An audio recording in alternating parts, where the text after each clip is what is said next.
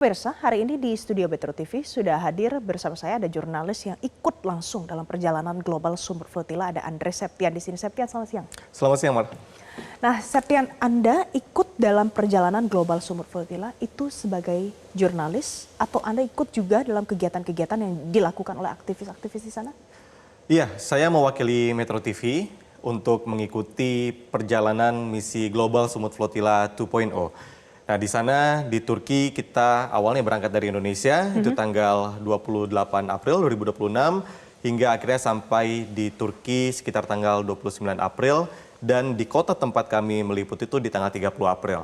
Nah, kehadiran saya di sana adalah mewakili jurnalis Metro TV untuk meliput seluruh kegiatan Global Sumut Flotilla 2.0. Nah, karena kita tahu Metro TV tentunya memang sangat aktif dalam meliput Global Sumut Flotilla, tidak hanya di tahun ini, tapi juga sudah dari 2 tahun sebelumnya. Sudah ikut untuk jurnalis senior ada Desi Fitriani, kemudian dilanjutkan Yahdin Safrizal dan juga Iqbal Imawan di tahun 2025. Nah, untuk misi Global Sumut Flotilla 2.0 yang saya lihat memang seperti yang sudah Anda sampaikan sebelumnya, ini lebih besar dibandingkan tahun 2025 karena hampir 1.000 aktivis, kemudian lebih dari 50 kapal yang bergabung di dalam misi pelayaran mendobrak blokade ilegal Zionis Israel ini. Oke, tapi pada saat di Marmaris di Turki, itu persiapannya yang dilakukan apa saja? Apakah sudah terprediksi mungkin akan dihadang oleh Israel di tengah perjalanan di laut? Ya, untuk persiapan memang sangat panjang ya.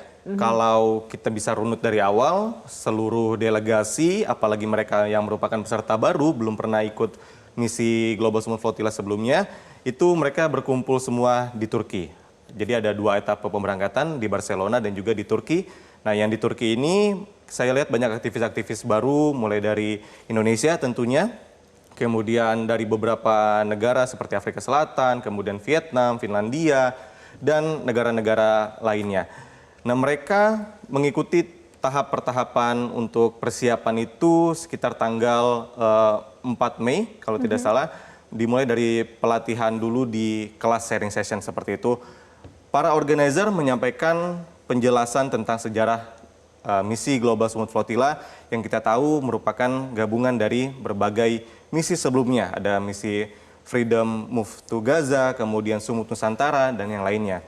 Nah, setelah mereka diberikan pemahaman tentang organisasi ini, tentang tujuannya, ada juga kemudian mereka mendapatkan pelatihan. Nah, pelatihan ini sangat berhubungan erat dengan persiapan mereka ketika diintersepsi oleh tentara Zionis Israel. Apa persiapannya? Nah, di pelatihan itu protokol-protokol keselamatan sudah harus dipersiapkan. Mulai dari video SOS yang seperti teman-teman sudah lihat kemarin dan disampaikan oleh aktivis WNI kita. Kemudian bagaimana ketika menghadapi situasi yang menegangkan di atas kapal saat diintersep. Nah, mulai dari gawai yang dipegang oleh masing-masing aktivis ini harus dibuang ke laut. Nah, ini bisa menjadi bukti apabila kedapatan oleh tentara Zionis Israel akan menjadi bukti untuk mereka melakukan pembenaran dan lain sebagainya. Nah, makanya dari itu untuk handphone itu harus dibuang. Kemudian juga bagaimana gestur kita di atas kapal. Nah, kita tahu semua aktivis yang ada di atas kapal ketika diintersepsi itu, mereka harus mengangkat tangan, kemudian tidak boleh melihat langsung menatap mata tentara Zionis Israel, dan tidak boleh melakukan gerakan-gerakan yang mencurigakan. Karena itu tadi bisa menjadi pembenaran ketika tentara Zionis Israel itu melihat gerakan yang mencurigakan, maka akan langsung ditembak. Nah, protokol-protokol keselamatan seperti itu yang kemudian dipelajari oleh seluruh teman-teman aktivis. Dan itu sebelum keberangkatan Dan ya? sebelum keberangkatan. Nah, logistik yang dibawa, bantuan yang dibawa, apa-apa saja bantuannya. Kemudian pada saat sudah diintersep, ditangkap, bagaimana dengan nasib bantuan-bantuan itu, Septian? Nah, perjalanan panjang tentunya untuk membawa bantuan-bantuan ini menuju ke kapal. Kalau prosesnya itu diturunkan dari kontainer-kontainer, saya melihat langsung dan menyatakan bahwa memang benar ada bantuan kemanusiaan yang dibawa oleh seluruh aktivis. Dan ini bertentangan dengan statement dari pihak Zionis Israel yang menyatakan bahwa tidak ada bantuan. Nah, bantuan-bantuan kemanusiaan itu mulai dari air bersih, kemudian air mineral, makanan berprotein tinggi seperti tuna kaleng, kemudian zaitun, dan lain sebagainya. popok bayi, susu formula bayi, sampai perlengkapan kewanitaan. Nah, semua bantuan ini ditujukan untuk warga Gaza tentunya, dan menjadi satu tujuan utama dari misi Global Smooth Flotilla adalah yang pertama mendobrak blokade ilegal dan pengepungan ilegal Zionis Israel terhadap rakyat Palestina, kemudian membuka koridor kemanusiaan. Karena kita tahu blokade Laut Gaza untuk aktivis Global Smooth Flotilla ini sudah dibendung Israel dari tahun 2007. Nah, dalam perjalanan hingga tahun 2026 ini hanya 2 kapal yang bisa sampai ke pantai Gaza itu di tahun 2008.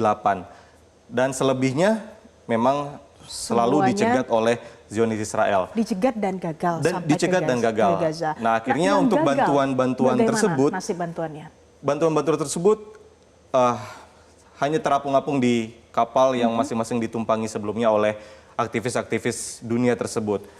Tenggelam, ada juga yang memang dibawa oleh pasukan Zionis Israel dan dinyatakan tidak ada bantuan, padahal di situ ada bantuan. Seperti yang kemarin saya melihat juga di postingan di X, bahwa ada satu kapal besar yang dari Turki, saya tahu bentuknya dan juga tahu desain kapalnya, itu dibawa sampai ke Asdod Israel. Nah, itu menjadi stigma negatif yang dibuat oleh Zionis Israel menyatakan bahwa tidak ada bantuan. Terakhir, apa pesan Anda mungkin untuk teman-teman yang masih tergabung dalam Global Smooth Flotilla? Saya melihat perjuangan besar yang dilakukan oleh seluruh aktivis kemanusiaan dunia, termasuk dari Indonesia, ada 5 relawan aktivis kemanusiaan dan juga 4 jurnalis. Ini mereka sangat menginginkan kemerdekaan bagi rakyat Palestina, tentunya dengan segala upaya, mulai dari mendobrak blokade laut, kemudian perjuangan di darat maupun perjuangan di parlemen.